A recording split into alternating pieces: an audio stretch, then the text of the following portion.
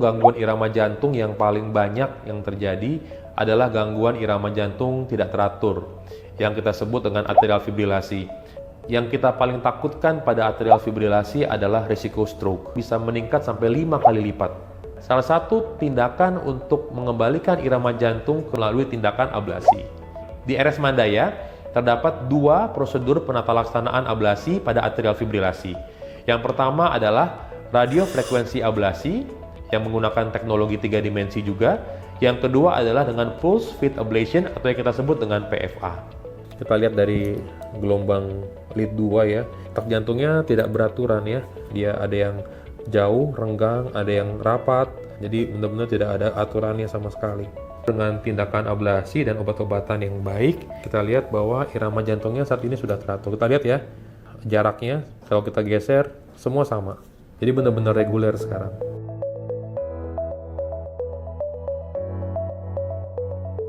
Nama saya Arif Hidayat Tamrin, eksekutif di media berpengalaman 31 tahun. Dan awal keluhan saya adalah irama jantung.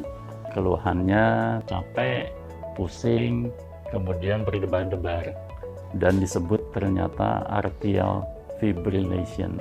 Gangguan irama jantung yang paling banyak yang terjadi adalah gangguan irama jantung tidak teratur, yang kita sebut dengan atrial fibrilasi. Atrial fibrilasi adalah suatu gangguan irama jantung yang mengakibatkan suatu ketidakteraturan irama jantung. Yang kita paling takutkan pada atrial fibrilasi adalah risiko stroke, bisa meningkat sampai 5 kali lipat. Suatu angka yang sangat besar sekali.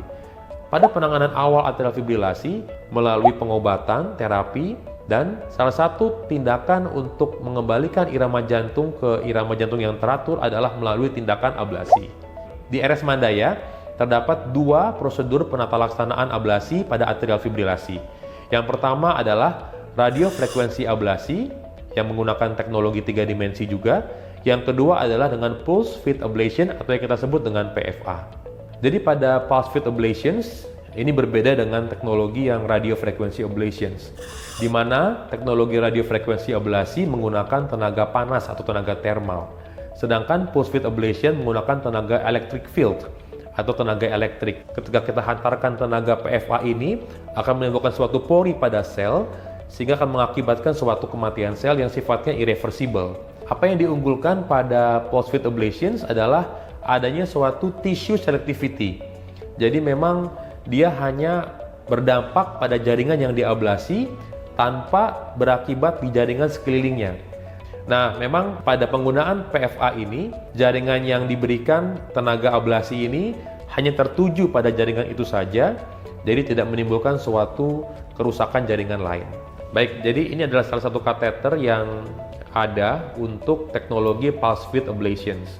Kateter Farawave ini terdiri dari 5 spline, di mana dalam masing-masing spline ini terdapat 4 electrode. Ini jadi totalnya ada 20 electrode yang bisa menghantarkan tenaga ablasi.